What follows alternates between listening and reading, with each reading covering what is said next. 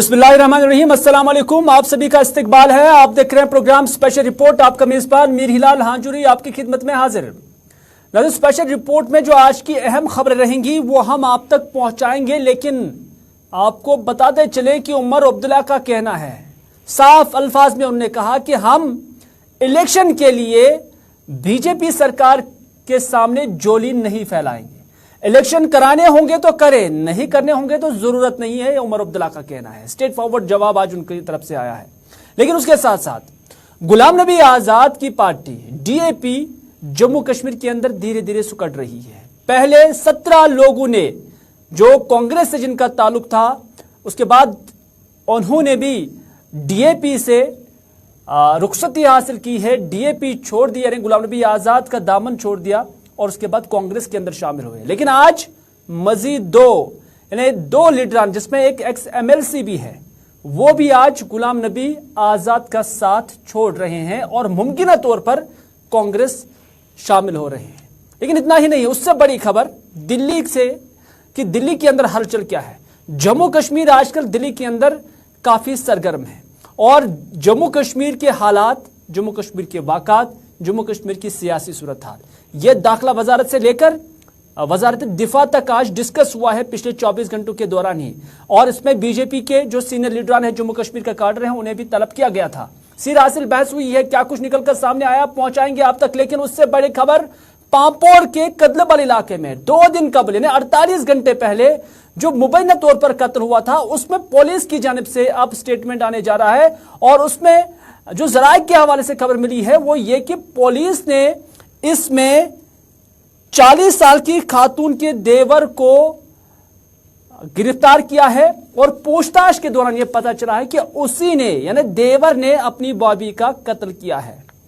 इस खबर के हवाले से मुफस्सल तफसीलात आप तक पहुंचाना चाहेंगे। आपको पता ही होगा कि हाल ही में जो 8 तारीख को यह मामला पेश आया था, कदलबल पांपोर की 40 साल की यह खातून थी जिसे एसडीएच हॉस्पिटल में मुर्दा हालत में लाया गया था। पुलिस ने उस वक्त फौरन केस दर्ज कर दिया था और तहकीकात शुरू की थी। तहकीकात के मुकम्मल होने पर पुलिस का अब कहना है कि मज़कूरा खातून के देवर अल्ताफ अहमद गनाई ने ही उन्हें कत्ल किया है और कत्ल से कबल उन्होंने खातून को जिनसी इस्तेसाल करने की कोशिश भी की थी। हालांकि ये जराये के हवाले से खबर है। अपने नुमाइंदे से जुड़ने की कोशिश करेंगे। कौसर इस वक्त हमारे साथ मौजूद होगा। कौसर, जानना चाहेंगे कि ये जो खबर आ रही है कि देवर ने अपनी बॉबी का कत्ल किया है, और ये भी खबर आ रही है कि उसमें उस देवर ने जिनसी इस्तेसाल करने की कोशिश की थी और उसके बाद उसका गला दबाया, क्या है मुकम्मल तफसीलात? जी बिल्कुल हिलाल, आपको मैं बताना चाहूंगा कि 24 घंटे पहले जो कदलबल पांपोर में एक खातून का कत्ल हुआ था, उसके बाद पुलिस पांपोर ने इस हवाले से केस दर्ज करके उस पर छानबीन की थी। तो आज 24 घंटे में उन्होंने जो कातिल है उसको गिरफ्तार कर दिया गया है। बताया जा रहा है कि जो इसका देवर है अल्ताफ अहमद, उसने इसके साथ ज्यादती करने की कोशिश की थी। ताहम जो औरत है उसने अपने आप को बचाने की बहुत ही कोशिश की थी। उसने चिल्लाया था, उसने हेल्प के लिए, उसने मदद के लिए बुलाया था, लेकिन जो इनका देवर है उसको लगा कि अब मैं कुछ नहीं कर पाऊंगा, तो उसने उसका गला दबाकर उसका कत्ल कर दिया गया। ताहम जो लोग हैं उन्होंने इस पुलिस का सराहना किया, क्योंकि पुलिस ने 24 घंटे के अंदर अंदर, जो कि एसडीपीओ पांपोर की जो उसका टीम है, उनका सराहना किया, क्योंकि इन्होंने 24 घंटे के अंदर अंदर इस कातिल को सलाखों के पीछे डाला। तो अभी मजीद भी तफसीलात इस हवाले से केस दर्ज हो गया, तो मजीद भी इस पे इन्वेस्टिगेशन जारी है। जी कहा जाता है कि जो ये अल्ताफ अहमद गनाई है, ये पेशे से एक ड्राइवर भी है और रिश्ते में है, देवर है, और उसके घर में ही ये वाक़ा हुआ है। क्योंकि जो लवाहिकीन है इस खातून के मैटरनल साइड से, उनका पहले से ही कहना था कि घर के अंदर सब कुछ ठीक ठाक नहीं था। तो इस हवाले से भी क्या कुछ मालूमात सामने आई है? जी बिल्कुल, बताया जा रहा है कि ये जो अल्ताफ अहमद है पेशे से एक ड्राइवर था और इसी घर में वो अलग रहता था, तो और इसकी शादी भी नहीं हुई थी। तो जो ही उसने मौके का फायदा उठाया, क्योंकि वहां पे इसकी बेटी वो वहाँ नानिहाल में गई थी और इसका जो पति है वो भी कहीं पे काम करने के लिए गया था। तो इसने जब अपनी भाभी को अकेले देखा तो कमरे में, तो उसने इसके साथ ज्यादती करने की कोशिश की। तो उसके बाद इसका कत्ल कर दिया।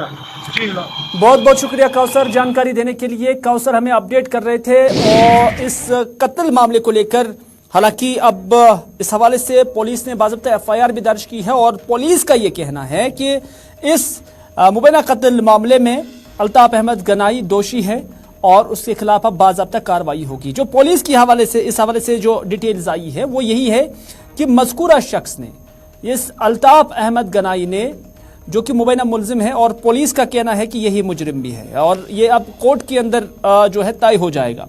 लेकिन इतना ज़रूर है कि इसने जब जिनसी इस्तेसाल करने की कोशिश की तो उसके बाद मज़कूरा खातून ने शोर मचाया। इसने समझाने की कोशिश की है लेकिन वो नहीं मानी। ये अल्ताफ ने खुद कन्फेस किया है, इन्हें खुद उसने तस्लीम किया है पुलिस की इन्वेस्टिगेशन, पुलिस के सवालात का जवाब देते हुए। तो और उसके बाद जब उन्होंने उससे कहा कि आप चुप बैठो, लेकिन वो चुप नहीं बैठी। उसके बाद उसने उनका गला दबाया और लाश को अंदर ही छोड़ दिया। और उसके बाद काफी वक्त बाद जब उस खातून की बेटी उस कमरे के अंदर आई, उसने अपनी माँ को मुर्दा हालत में देखा। उसके बाद उस लड़की की लाश को, इस 40 साल खातून की लाश को हॉस्पिटल ले जाया गया, लेकिन वो मुर्दा हालत में थी और पुलिस ने मामला भी दर्ज किया। लेकिन अहम बात यह है कि इस दौरान जब इस खातून को मुर्दा हालत में हॉस्पिटल ले जाया गया तो उस वक्त मुलजिम भी उसके साथ था, मुलजिम भी रो रहा था और मुलजिम भी पेश था। ये इसलिए दिखाने की कोशिश की जा रही थी कि कहीं लोगों को शक न हो जाए। बहरहाल हकीकत है, सच्चाई है और उसके बाद जम्मू कश्मीर पुलिस अपने पे उतर आए तो हकाइक सामने आते ही हैं।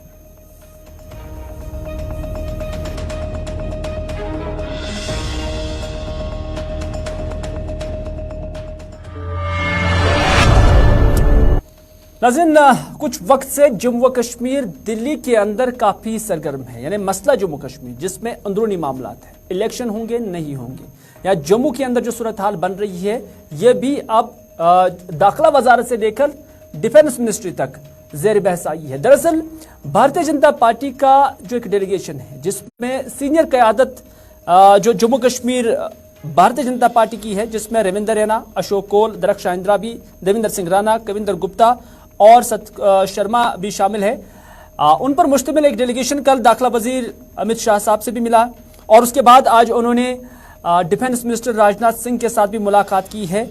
और इस मुलाकात के अंदर जम्मू कश्मीर की मजमूई सूरत हाल, जम्मू कश्मीर में जो मुलाजमीन एहतजाज पर हैं उनके मसाइल, जम्मू में कश्मीरी पंडितों का एहतजाज, राजौरी जैसे बढ़ते वाक़ात, VDCs को मजबूती के लिए बात हुई है। और क्या कुछ हुआ है, हमारे एग्जीक्यूटिव एडिटर इशफाक गौहर इस वक्त हमारे साथ है। इशफाक, अगर आप तक मेरी आवाज पहुंच रही है, जानना चाहेंगे कि आउटकम क्या निकला अभी तक इस मीटिंग का। जो 2 मीटिंगें हुई है, अहम नशस्तें हुई हैं, बहुत मुद्दत बाद बीजेपी की क़यादत को दिल्ली तलब किया जाता है, 2 अहम वजारतें जम्मू कश्मीर को एड्रेस करती हैं और पार्टी स्तर पर भी एड्रेस कर रही है। यहां से आउटकम क्या निकला, किस बारे में ये मीटिंगें थी?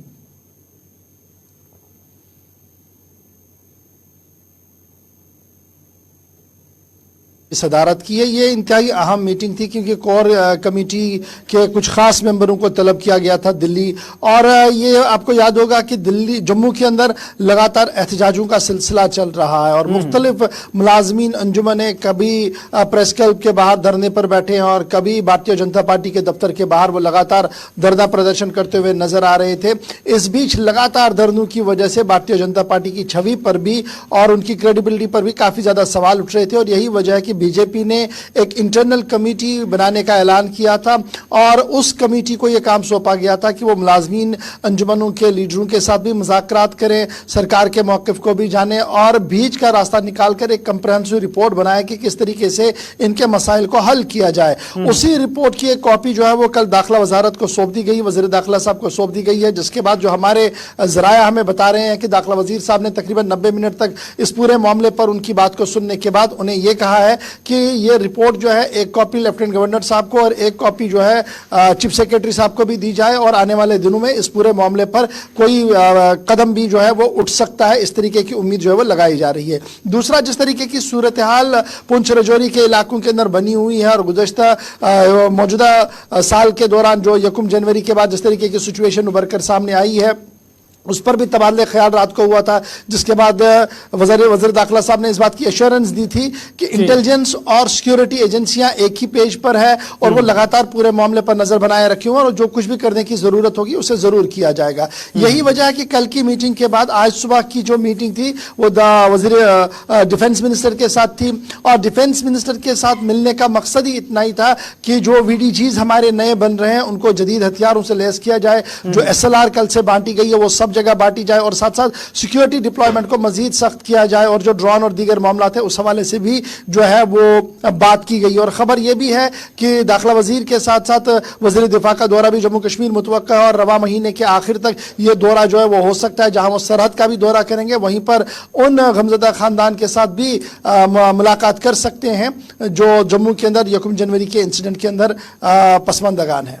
गवर्नर, चूंकि आप जम्मू कश्मीर की हालात पर भी खासी नजर रखे हुए हैं, जानना चाहेंगे कि ये क्या जो प्रेशर बीजेपी पर जम्मू कश्मीर के अंदर डेवलप हो रहा है, चाहे वो कश्मीरी पंडित है, चाहे वो अलग अलग रहबर खेल के मुलाजमीन है, या राजौरी का इंसिडेंट है, या फिर जदीद हथियारों से VDCs को लेस करना है, क्या एक प्रेशर बन रहा है बीजेपी पर और उस प्रेशर को कम करने के लिए वहां पर गई थी, या कि फिर इससे आने वाले इंतखाबात के लिए भी एक कोशिश भी तस्वुर की जा सकती है?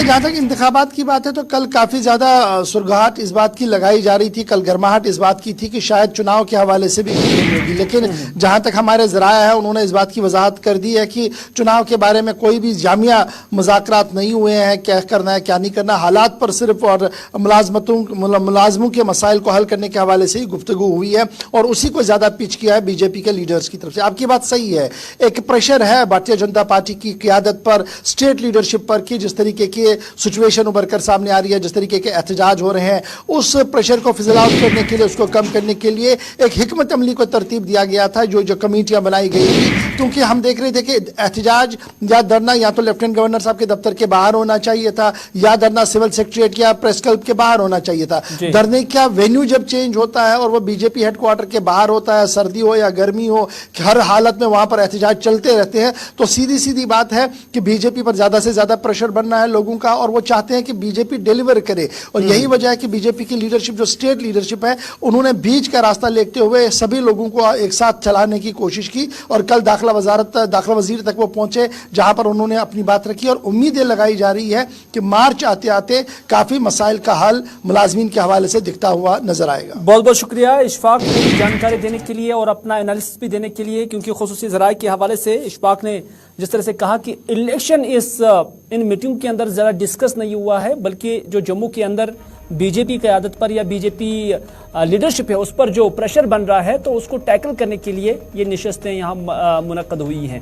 हालांकि एक्सपेक्टेशन जम्मू खत्ते के लोगों की काफ़ी सारी हाई थी बीजेपी से, जब सेंटर में और जम्मू कश्मीर के अंदर लेफ्टिनेंट गवर्नर राज है और उसमें जब उनके मसाइल हल नहीं होते हैं तो उसका एक प्रेशर जो है वो बीजेपी पर आ पड़ा था और इस प्रेशर को रिलीज करने के लिए दाखिला वजारत और जो दिफा वजारत है उनके साथ मीटिंगें हुई हैं।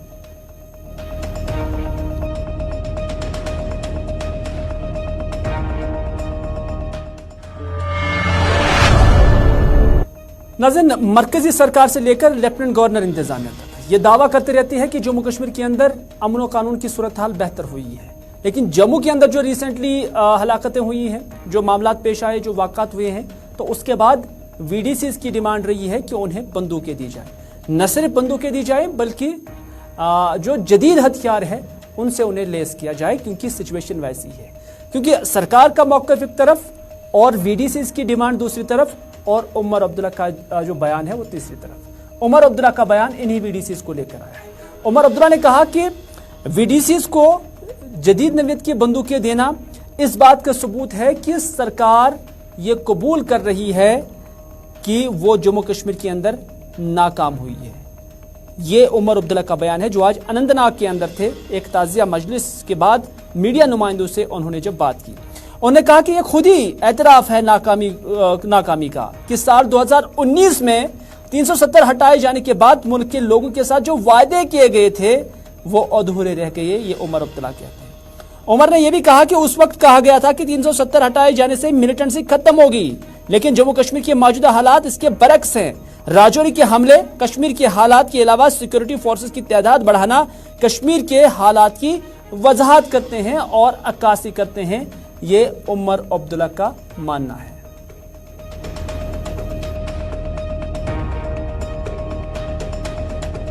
बीडीसीज को ट्रेन करना, उनको फिर से बंदूकें थमाना, ये तो मुझे लगता है गवर्नमेंट की तरफ से ये वो कबूल कर रहे हैं कि जो 2019 में बाकी मुल्क के साथ वादे हुए थे वो वादे अधूरे रह गए। 5 अगस्त 2019 अगर आपको याद होगा, उस वक्त सारे मुल्क को ये कहा गया था कि कश्मीर में अगर बंदूक है तो उसकी वजह 370 है, और 370 जाते ही बंदूक का जो है असर कश्मीर में आपको दिखना जो है वो कम होगा। लेकिन जाहिर सी बात है कि वो हकीकत नहीं है। जिस तरह के हमले हमने पिछले दिनों राजौरी में देखे, जो वादी कश्मीर में हालात हैं, जिस तरह सिक्योरिटी फोर्सेस के जो नंबर हैं उनको बढ़ाए जा रहे हैं, हालात जो हैं वो पूरी तरह से अभी काबू में नहीं है, और गवर्नमेंट को जो है। उमर अब्दुल्ला से सवाल पूछा गया इलेक्शंस के बारे में, लेकिन उसका जवाब उन्होंने बड़ा तीखा दिया। उन्होंने कहा कि कश्मीरी भिखारी नहीं है, इलेक्शन हमारा हक है, लेकिन इस हक को हासिल करने के लिए बीजेपी सरकार से भीख नहीं मांगेंगे, हम ना ही हाथ जोड़ेंगे और ना ही झोली फैलाएंगे। ये उमर अब्दुल्ला ने यहां पर इस सवाल का जो एक सहाफी ने उनसे पूछा था उसके जवाब में कहा। उन्होंने कहा कि उन्हें इलेक्शन कराने होंगे, सरकार को इलेक्शन कराने होंगे तो कराएं, ना कराने होंगे तो ना कराएं, लेकिन इलेक्शन के लिए कश्मीर के लोग भीख मांगने वाले नहीं हैं। ये उमर अब्दुल्ला ने बड़े कड़े शब्दों में, कड़े अल्फाजों में इन बातों की वजाहत की है। हम भिखारी नहीं हैं, मैं बार बार ये कहता हूं, हम लोग भिखारी, कश्मीरी भिखारी नहीं हैं। इलेक्शन हमारा हक है, लेकिन हम इस हक को हासिल करने के लिए इन लोगों से भीख नहीं मांगेंगे, हम अपना झोली नहीं फैलाएंगे, हम हाथ नहीं जोड़ेंगे। इनको देने होंगे हमें इलेक्शन दे दें, नहीं देने होंगे ना दें। हम भिखारी नहीं है और इलेक्शन के लिए हम भीख नहीं मांगेंगे। तो कभी लैंड वाले से जानते, तभी तो ये इलेक्शन नहीं चाहते ना, क्योंकि ये यहाँ के लोगों को तंग करना चाहते हैं। ये बजाय ये कि यहाँ के लोगों के जख्मों पर ये मरहम लगाएं, इन लोगों को पता नहीं कि ये शौक क्यों पड़ गया है कि लोगों को और ज्यादा तंग करना। जहाँ पे इनको मौका मिलता है ये लोगों को तंग करते हैं, इसलिए ये इलेक्शन नहीं चाहते, क्योंकि ये जानते हैं कि इलेक्शन के बाद जो हुकूमत आएगी वो यहाँ के लोगों के जख्मों पे मरहम लगाने का काम करेगी। ये लोग सिर्फ तंग करने में लगे हुए हैं और सिर्फ जख्मों पे। चलो, बीजेपी सरकार नहीं चाहती है कि यहां पर इलेक्शन कराए जाएं, क्योंकि उनको आदत है लोगों को जख्म देने की, जख्मों पर नमक पाशी करने की। ये उमर अब्दुल्ला कहते हैं। लेकिन कविंदर गुप्ता कहते हैं कि इलेक्शन कमीशन ने तमाम तैयारियां मुकम्मल की है और भारतीय जनता पार्टी भी इलेक्शन के लिए तैयार है। उन्होंने कहा कि भारतीय जनता पार्टी को पहले से ही तैयार रखा गया है और हम मुकम्मल तौर पर तैयार हैं। चूंकि हालांकि कविंदर गुप्ता ने जब ताबिश कमाल के सवालों का जवाब दिया, जो हमारे नुमाइंदे हैं ताबिश कमाल, तो उन्होंने बातों बातों में ये भी कबूला है जो उमर अब्दुल्ला ने कहा था अभी ये भी, कि जो जम्मू के हालात बन रहे हैं, कश्मीर के हालात बन रहे हैं, तो उसी के तनाजुर में कहीं ना कहीं कविंदर गुप्ता ने यह बात कबूल की है कि जम्मू कश्मीर में हालात अभी खराबी हैं, मिलिटेंसी भी है और फोर्सेस की तादाद भी बढ़ाई जा रही है। यहां तक कि उन्होंने ये भी कहा कि दाखिला वजीर खुद सूरत हाल का जायजा लेने के लिए जम्मू कश्मीर का दौरा कर सकते हैं। पहले ही भारत सरकार की तरफ से वहाँ डिलिमिटेशन प्रोसेस चला, उसके बाद वोट बनने का प्रोसेस चला। अब जो वोटर लिस्ट है वो भी डिस्प्ले की गई। मुझे लगता है कि जल्द इलेक्शन करवाए जाएंगे और भारतीय जनता पार्टी इसके लिए एकदम से तत्पर है, तैयार है। तो लगातार हमारा कार्यकर्ता लोगों के बीच में रहता है। जब भी इलेक्शन होंगे भारतीय जनता पार्टी सबसे बड़ी पार्टी उभर करके सामने आएगी। कल देर रात तक मीटिंग चली है, क्या जो जिस तरह की वहां पर कश्मीरी पंडितों के साथ घटनाएं हो रही हैं उसको लेकर कोई चर्चा हुई? बिल्कुल, जम्मू कश्मीर के तमाम विषय जो करंट इश्यूज हैं उन पर बात हुई है।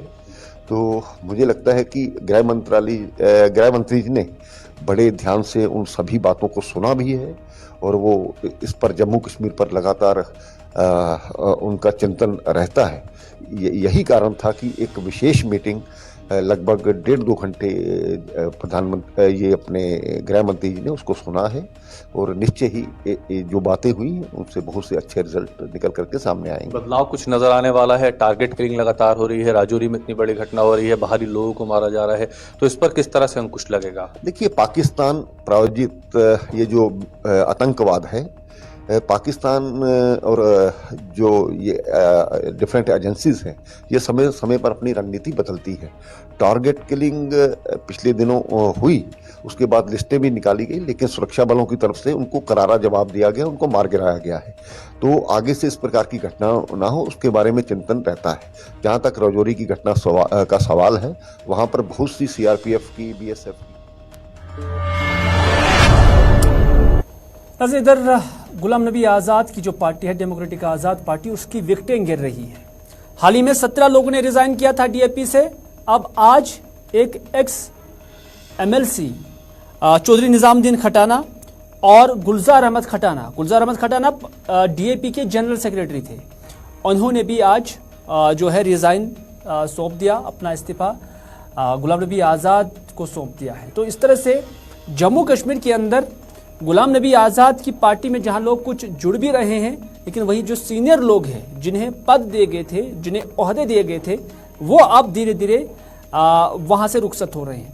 हालांकि खटाना, निजामुद्दीन खटाना हो या गुलजार अहमद खटाना, इनके जो करीबी ताल्लुकात है वो पीरज़दा मोहम्मद सईद के साथ बताए जा रहे हैं। कहा जाता है कि उन्हीं के कहने पर उन्होंने डीएपी भी ज्वाइन किया था और पीरज़दा मोहम्मद सईद के कहने पर ही वो वापस कांग्रेस में भी आ रहे हैं। हालांकि अभी रिजाइन तक की खबर है, जराए के हवाले से ये खबर है कि वो कांग्रेस में शामिल हो रहे हैं, लेकिन अभी तक इस हवाले से उन्होंने कोई तस्दीक नहीं की है। नज़र मियां अल्ताफ जो कि दिल्ली में है, क्योंकि दिल्ली के अंदर जो कल से ही जम्मू कश्मीर को लेकर मीटिंगें हो रही हैं, तो मियां मोहम्मद अल्ताफ जो कि सीनियर कैबिनेट मिनिस्टर भी रह चुके हैं जम्मू कश्मीर के अंदर, उनका कहना है कि दिल्ली में जो बीजेपी की मीटिंगें हो रही हैं, इससे कुछ खास निकलने वाला नहीं है। ऐसी मीटिंगें इससे कबल की सरकारें भी करती थीं और उन्होंने इलेक्शन के हवाले से उमर अब्दुल्ला का ही बयान दोहराया। उन्होंने कहा कि इलेक्शन के बारे में नेशनल कॉन्फ्रेंस को कोई जल्दी नहीं है, ना ही कश्मीरियों को कोई जल्दी है। सरकार करना चाहे तो ठीक है, ना करना चाहे तो कोई मजबूरी भी नहीं है। अलबत्ता भारत सिर्फ 3 चीजों के लिए दुनिया भर में जाना जाता है: जमहूरियत, सेक्युलरिज्म और जुडिशरी। नहीं लगता कि ये जो बैठकें यहाँ पे करते हैं दिल्ली में आके, इससे कोई निकलने वाला है, कोई पॉलिटिकल प्रोसेस हो या हालात के हवाले से हो, इसकी मुझे तो कोई तवक्का नहीं लगती है। ये ऐसी बैठकें हम देखते रहे हैं, ये हर दौर में हुई, आज बीजेपी के ज़माने में, पहले कांग्रेस के ज़माने में भी होती रही, तो कोई इन बैठकों से कुछ निकलने वाला नहीं होता है। अब अच्छी बात है, पार्टी के लोग हैं, पार्टी के होम। डीडीसी चेयरमैन बडगाम नज़ीर अहमद खान जो कि इंडिपेंडेंट लड़के आए हैं, हाल ही में यह खबरें चल रही थी कि वो पीडीएफ में शामिल हो रहे हैं, लेकिन हमारे नुमाइंदे मोहम्मद अशरफ ने जब नज़ीर अहमद खान से यह सवाल पूछा तो उन्होंने कहा कि मैं पीडीएफ में शामिल नहीं हो रहा हूं। अलबत्ता उन्होंने कहा कि वो इंडिपेंडेंट आए हैं और इंडिपेंडेंट लड़ेंगे और इसके लिए वो कायल भी हैं और इसके लिए वो वादाबंद भी हैं। ताहम उन्होंने कहा कि बडगाम के अंदर उन लोगों से मिलकर वो सियासत चलाना चाहते हैं जिनकी कोई जमात नहीं है, क्योंकि उनकी नज़र में जमात का कोई जो है वैल्यू नहीं होना चाहिए, बल्कि एक इंसान की शख्सियत अच्छी होनी चाहिए। उनका कहना था कि हकीम मोहम्मद यासीन साहब मेरे पड़ोसी हैं, यानी पीडीएफ के चेयरमैन हकीम मोहम्मद यासीन साहब मेरे पड़ोसी हैं और मैं उनके साथ वैसा ही रवैया रखता हूं जो एक पड़ोसी के साथ रखना चाहे, यानी घर अपने अपने लेकिन हमसायों के साथ ताल्लुकात अच्छे, ये नज़ीर अहमद खान कहते हैं। साहब को भी कहा, हालांकि उन्होंने इसरार किया था मुझे कि आप पीडीएफ ज्वाइन करें। मैंने कहा ज्वाइन करने से इलाज नहीं है, इलाज है खुलूस से। मैं इंडिपेंडेंट कामयाब हुआ, मेरा एक तजुर्बा है, जिन पार्टियों में मैंने अपने खून से सींचा, हालांकि मैंने कभी एजेंडा की तारीफ नहीं की। मेरी और लोगों की पॉलिटिक्स में ये फर्क है, मैं कहता हूं कि पार्टी शख्सियत से बनती है, शख्सियत पार्टी से नहीं बनता। और जो लोग पार्टी से कहते हैं कि एजेंडा वगैरह, ये मेरे ख्याल में इसमें उतना ज्यादा सख्त और ये नहीं है जितना ये कि अगर इंसान अच्छा हो। ढूंढते क्यों है फिर कैंडिडेट? ये कैंडिडेट को क्यों ढूंढते हैं? अगर पार्टी का एजेंडा सब कुछ है तो खंबे को वोट दो, फिर खंबा भी तेरा काम करे। फिर हम कैरेक्टर देख लेते हैं, इंसान की सलाहियत देखते हैं, तजुर्बा देखते हैं। उस एतबार से इंसान को देखकर ही पार्टी को मुंतखब करना चाहिए और पार्टी खुद ब खुद बनी जाती है। जब नज़ीर खान अच्छा हो तो ये बजाते खुद एक पार्टी बन सकता है, जब किसी के लायक न हो तो इसको पार्टी में रहना कोई फायदा नहीं। हकीम साहब तो ये कह रहे हैं कि नज़ीर साहब ने जो है अंदरूनी तौर पे पार्टी के साथ वो है, तो आप ये इशारा दे रहे हैं कि मैं पार्टी के साथ नहीं हूँ, अलबत्ता हमारा एजेंडा एक हो सकता है। यासिन साहब मेरे पड़ोसी और सीनियर मोस्ट कैबिनेट मिनिस्टर भी रहे हैं, 2-3 बार रहे। हर एतबार से पड़ोस के साथ अच्छा रखना चाहिए। मैंने उसी फार्मूला को आज अडॉप्ट करते हुए कि मैं बिल्कुल रामबाग पुल से नीचे बिल्कुल मैं पॉलिटिक्स न जानना चाहता हूं, न करूंगा कभी। मैं सिर्फ विद इन बड़गांव अपने बड़गांव को आगे ले जाने के लिए ये कोशिश करूं कि मेरे पड़ोस में जहां कहीं कोई लीडर हो आज तक पॉलिटिक्स में, दाएं बाएं आगे पीछे, उनको मैं दामन पकड़ लूंगा। अपील करता हूं कि इकट्ठे चल के हम इस बड़गांव को आगे ले जाए। उसी एतबार से मैं यासिन साहब के साथ चलता हूं। इस वक्त आप कहां तक पहुंचे जहां तक आप? चलिए, क्या पड़ोसी नेशनल कॉन्फ्रेंस के लोग भी हो सकते हैं, पीडीपी के लोग भी हो सकते हैं, ये एक अहम बात है। और क्या भारतीय जनता पार्टी के लोग भी पड़ोसी आ सकते हैं जिनकी नज़ीर अहमद खान साहब खिदमत करना चाहेंगे? बहरहाल ये ऐसा सवाल है जो उनसे अगली बार पूछा जा सकता है। फिलहाल के लिए बस इतना ही। इसी के साथ दीजिए अपने मेज़बान मीर हिलाल हाजिर को आज का स्पेशल रिपोर्ट यहीं पर इख्तिताम करने की इजाज़त, इस वादे के साथ कि अगर जिंदगी रही तो आपसे फिर होगी मुलाकात। तब तक के लिए खुदा हाफिज़, फी अमानिल्लाह।